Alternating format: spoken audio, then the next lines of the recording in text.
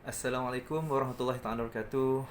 Alhamdulillah, saya Dr. Muhammad Zahari Muhammad Zahir ingin mengajak dan ingin berkongsi berkenaan tentang ilmu, yang mana insya-Allah saya akan menganjurkan satu bengkel ataupun kursus yang dinamakan sebagai kursus penulisan kajian, yang mana insya-Allah dalam kursus berkenaan saya akan menyentuh dari segi aspek apakah pemahaman tentang integrasi teori kaunseling spiritual ataupun ITKS, yang mana integrasi teori berkenaan saya telah membukukan beserta dengan kajian yang telah saya laksanakan sebelum ini.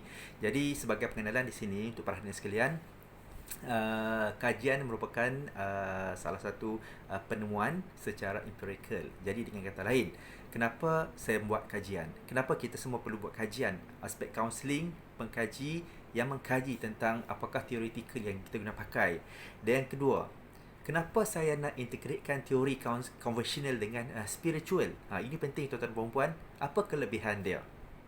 Kalau tuan-tuan dan perempuan, kalau kita buat kajian dan apabila kajian kita buat ni berdasarkan pada teori konvensional, dan apa kelebihan pula apabila kita integratekan dengan konvensi kita integratekan dengan spiritual. Jadi dekat sinilah saya nak mendalami, saya nak memahami tuan-tuan dan perempuan, dan untuk kita memantapkan research kita ni kita perlu ada guide. Siapa guide? Ialah mentor. Jadi persoalan yang kedua, insya-Allah saya akan bangkitkan apa bezanya pengkajian tentang bidang kaunseling, apa perbezaan dalam bidang bimbingan dan kaunseling, apa perbezaan psikologi. Jadi kalau kita dalam bidang kaunseling, apa yang kita perlu kaji? Kalau kita bidang bimbingan dan kaunseling, apa yang boleh kita kaji? Dan kalau kita ambil dalam bidang kepakaran kita dalam bidang psikologi, apa yang perlu kita ada.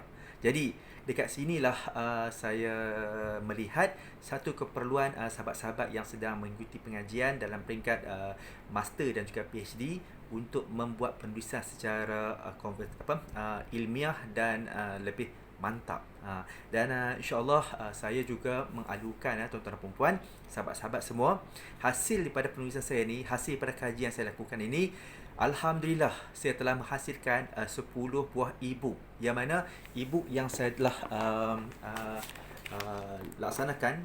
Okey, ini e-book yang mana e-book ini insya-Allah saya telah membuat satu penulisan secara ilmiah, yang mana hasil kajian yang telah saya patentkan, hasil kajian yang telah saya buat, saya telah membukukan berdasarkan kepada e-book. Sebab apa e-book? Sebab e-book ni memudahkan tuan-tuan dan perempuan untuk mencapai, untuk dapat secara intipati yang saya huraikan.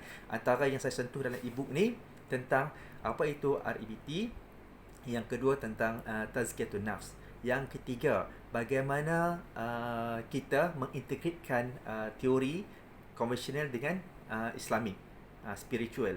Dan yang keempat, apa itu saya letakkan variable tentang motivasi. Kelima, EQ. Keenam adalah resiliensi. Ini pengkajian, ini kajian setelah saya lakukan. Dan hasil daripada variable berkenaan saya buat dari segi kesan, impact penghasilan pada kajian berkenaan. Ini berdasarkan pada implikasi terhadap teori berkenaan. Yang ketujuh, e-book yang saya garapkan kat sini adalah bagaimana kita membina modul. Modul bersama kepada integrasi teori berkenaan. Dan seterusnya, apakah implikasi-implikasi telah kita laksanakan. Jadi tuan-tuan dan perempuan, yang terakhir sekali dalam e-book ini, tuan-tuan dan perempuan akan dapat hasil daripada kajian eksperimen yang saya lakukan terhadap klien berkenaan.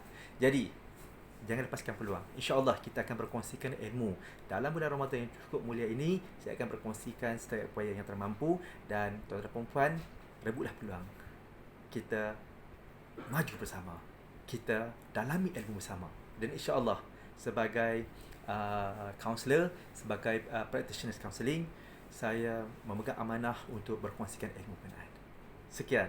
Assalamualaikum warahmatullahi wabarakatuh. Stay tuned. I am serious.